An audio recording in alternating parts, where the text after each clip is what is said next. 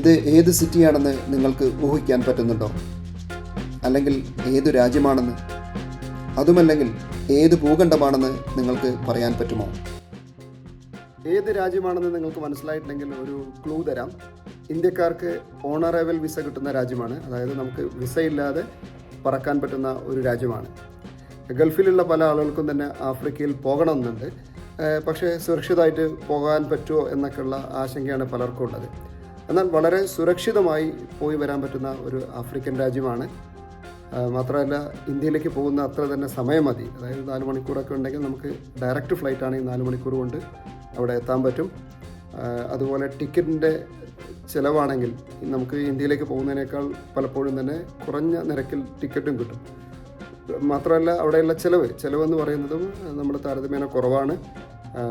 ഇപ്പോൾ ഗൾഫ് കറൻസികളുമായിട്ട് നമ്മൾ താരതമ്യം ചെയ്യുകയാണെങ്കിൽ ഒരു ബഹ്റൈൻ ദിനാറിന് ഏതാണ്ട് 450-430 വരും കറൻസി വാല്യൂ എന്ന് പറയുന്നത്. അതുപോലെ തന്നെ UAE ദിർഹം എടുക്കുകയാണെങ്കിൽ 43, ഒരു ദിർഹം എന്ന് പറയുന്നത് 43ഒക്കെയാണ്. അപ്പോൾ അതിൻ്റെ അതിനനുസരിച്ച് കൊണ്ട് വളരെ ചിലവ് കുറഞ്ഞ രീതിയിൽ നമുക്ക് താമസവും ഭക്ഷണമൊക്കെ കിട്ടുന്ന ഒരു രാജ്യം കൂടിയാണ്. യാത്ര പോകാൻ ഇഷ്ടമുള്ള ഗൾഫിൽ താമസിക്കുന്ന ആളുകൾക്ക് ഏറ്റവും എളുപ്പം പോകാൻ പറ്റുന്ന ഒരു സ്ഥലമാണ്.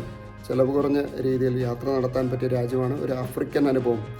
ഞാൻ പറയുന്നത് ക്യാപിറ്റൽ സിറ്റിയിലേക്കുള്ള യാത്രയാണ്. വളരെ സുരക്ഷിതമായി ഈ രാജ്യത്തിൻ്റെ ക്യാപിറ്റൽ സിറ്റിയിലേക്ക് യാത്ര നടത്താൻ പറ്റും.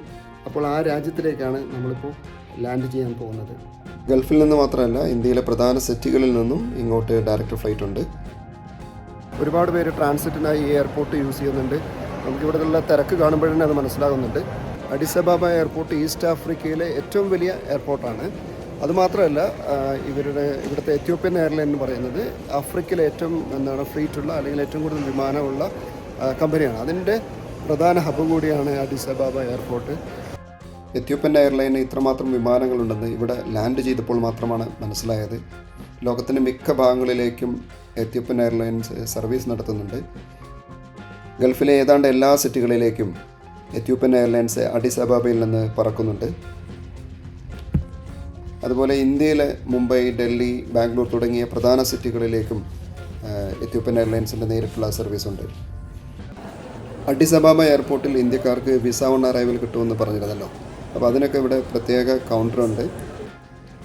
9200 എത്യോപ്യൻ ബിറാണ് വിസയുടെ ഫീ. അതായത് ഏതാണ്ട് 5500 ഇന്ത്യൻ രൂപയോളം വരും. ഒരു ഇൻ്റർനാഷണൽ എയർപോർട്ടിൽ ഉണ്ടായിരിക്കേണ്ട ഏതാണ്ട് എല്ലാ സൗകര്യങ്ങളും ഇവിടെയുണ്ട്. യാത്രക്കാരുടെ എണ്ണം വെച്ച് നോക്കുകയാണെങ്കിൽ ഇത് ആഫ്രിക്കയിലെ 3ാമത്തെ എയർപോർട്ടാണ്. ഈജിപ്തിലെ എയർപോർട്ടും അതുപോലത്തെ സൗത്ത് ആഫ്രിക്കയിലെ എയർപോർട്ടും കഴിഞ്ഞ് 3ാമത്തെ സ്ഥാനമാണ് എത്യോപ്യയ്ക്കുള്ളത്. അപ്പോൾ കൂടുതൽ യാത്രക്കാരെ ഉൾക്കൊള്ളാൻ വേണ്ടി അഡിസ് അബാബയിൽ വേറൊരു എയർപോർട്ട് നിർമ്മിക്കുന്നുണ്ട്. അപ്പോൾ അതിൻ്റെ നിർമ്മാണം കഴിയുന്നതോടുകൂടി ആഫ്രിക്കയിലെ ഏറ്റവും വലിയ എയർപോർട്ടായി അഡിസ് അബാബയിലെ എയർപോർട്ട് മാറും.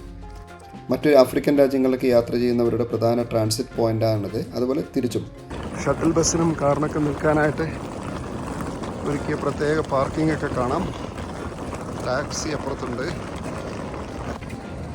വളരെ നീറ്റ് ആൻഡ് ക്ലീൻ ആണ് റോഡൊക്കെ.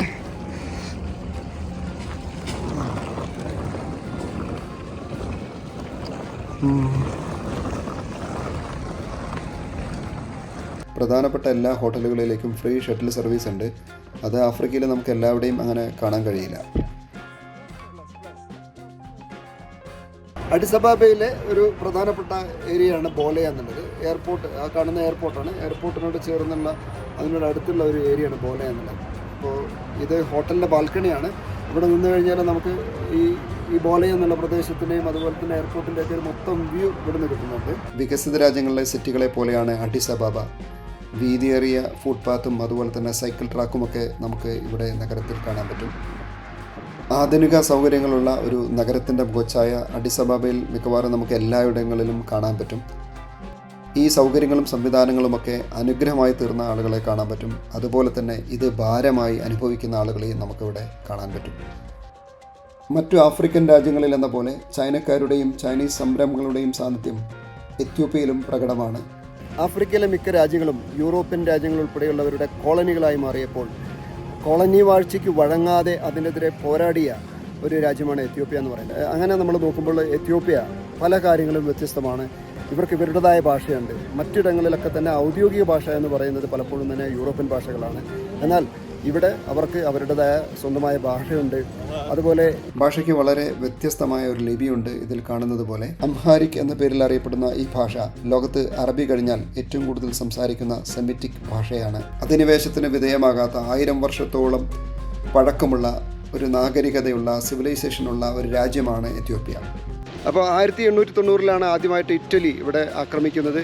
അങ്ങനെ അവരതിനെ പരാജയപ്പെടുത്തുന്നുണ്ട്. ആ യുദ്ധത്തിനെ പറയുന്നത് അദ്വ യുദ്ധമെന്നാണ്. സത്യത്തിൽ ആഫ്രിക്കയിലെ കോളനൈസേഷനെതിരെയുള്ള എല്ലാ അർത്ഥത്തിലുമുള്ള വളരെ പൂർണ്ണമായ ഒരു പോരാട്ടമെന്ന് പറയുന്നത് ഈ അദ്വ പോരാട്ടമായിരുന്നു.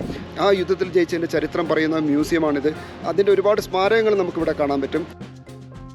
ആഫ്രിക്കയ്ക്ക് മുഴുവൻ അഭിമാനമായ ആ യുദ്ധവിജയത്തിൻ്റെ സ്മാരകമായാണ് ഈ സ്തൂപം പണിഞ്ഞിരിക്കുന്നത്.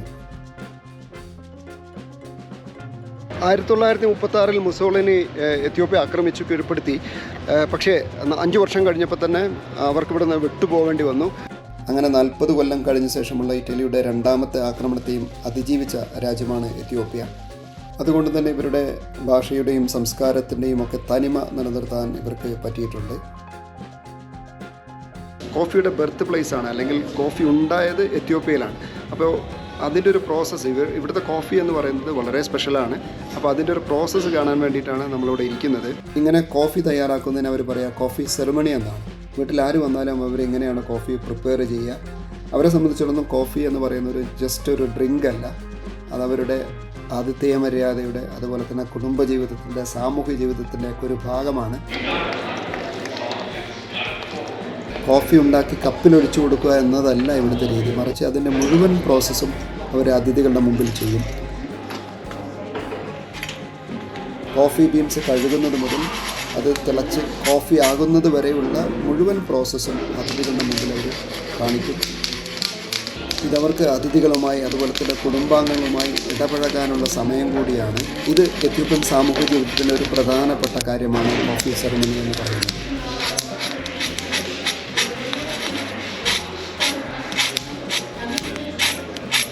കളറ് മാറി കണ്ടോ, ഭയങ്കര കറുത്ത കളറായി.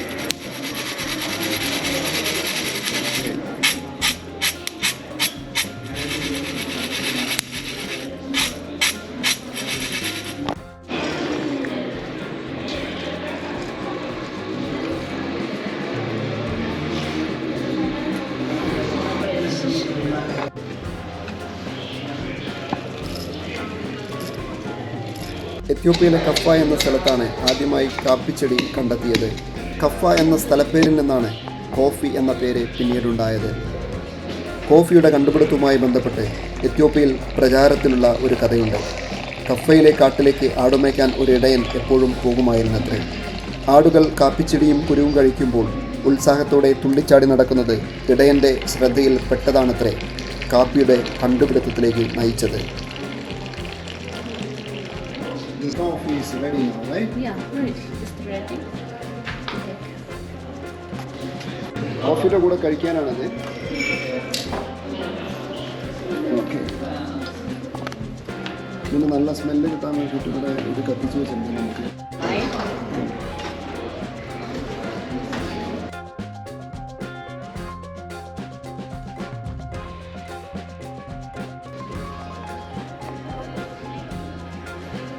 ഇത് എത്യോപ്യയിലെ ട്രഡീഷണൽ ഫുഡായ ടിപ്സാണ്. ചിക്കൻ ടിപ്സും കിട്ടും, അതുപോലെ ബീഫ് ടിപ്സും കിട്ടും. ഈ ടിപ്സിൻ്റെ കൂടെ ഉള്ളത് ഇങ്ങനെ ചുരുട്ടി വെച്ചിട്ടുള്ള ഇതാണ് ഇഞ്ചേര. ഇഞ്ചേര പലർക്കും പരിചയം ഉണ്ടാവും. എത്യോപ്യയിൽ നമ്മൾ എന്ത് ഫുഡ് പറഞ്ഞാലും അതിൻ്റെ കൂടെ ഇഞ്ചേര ഉണ്ടാവും. ഇഞ്ചേര എന്ന് പറയുന്നത് എത്യോപ്യൻ ജീവിതത്തിൻ്റെ വേറൊരു പ്രധാനപ്പെട്ട, അല്ലെങ്കിൽ ഭക്ഷണശീലത്തിൻ്റെ ഒരു പ്രധാനപ്പെട്ട വിഭവമാണ്. മിക്ക ആഫ്രിക്കൻ രാജ്യങ്ങളിലും കാണാൻ കഴിയുന്നത് പോലെ ഇവിടെയും ഫുട്ബോളാണ് ഇവരുടെ ഇഷ്ടപ്പെട്ട വിനോദം. എത്യോപ്യയിലെ കൗമാരക്കാരുടെ ക്ലബ്ബ് മത്സരം കഴിഞ്ഞിറങ്ങിയവരാണ് ഈ പോകുന്നത്.